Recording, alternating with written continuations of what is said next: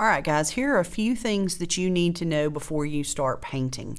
You will have your own water, you will have your own paper towel, you'll have your own brush, but you are going to be sharing a plate of paint, okay? Now, your water cup and your paper towel need to be beside each other. Fold your paper towel in half one time and put it just right beside your water cup, okay? Think of your water cup as a washing machine and your paper towel is a dryer. They need to be beside each other. So you want to wash and get all the paint out in the water, dry your brush on the paper towel. That's really important. Make sure you do that, okay?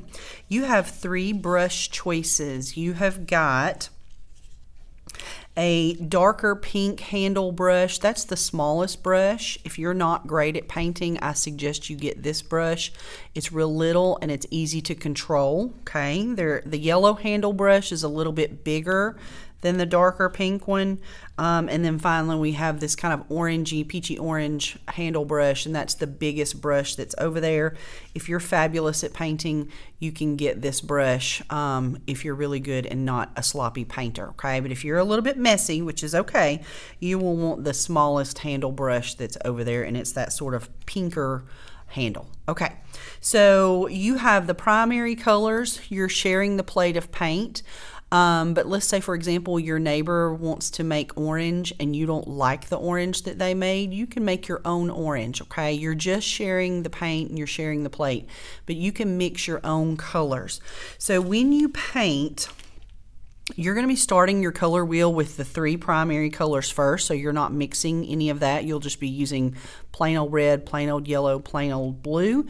But when you need to mix, this is what you're going to do. And remember that mixing does not always mean you're adding equal amounts. Sometimes you add more of one color than the other.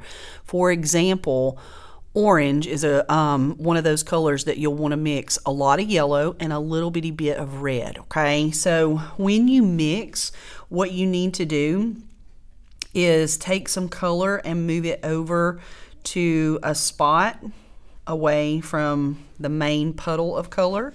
And then you don't have to wash your brush, but don't stick it right in the middle. Grab from the edge, that way you keep the rest of that clean, and then move over and stir your 2 paint colors together, okay? So when you do that, you will use up this color, and when you paint on your color wheel, what I would suggest you do is to sort of outline the shape first and then fill it in, okay? That'll keep your edges a little bit cleaner and neater, okay? So you fill that in, and then when you're done with a color, rinse your brush really, really, really well. Okay, get all of the paint out in the water. Remember, the water is your washing machine, okay? When you lift your brush out, you should not see any paint, and then you can just wrap the paper towel around and kind of press on that and get that dry, okay? You don't want your paintbrush to be wet when you go back to get more paint, because that's just going to mess everything up. It'll make it way too watery. So this is how that works. Just remember, take your time and think about what you're doing. And if you need any help at all, you please raise your hand and ask me, and I will be glad to answer any questions that you have.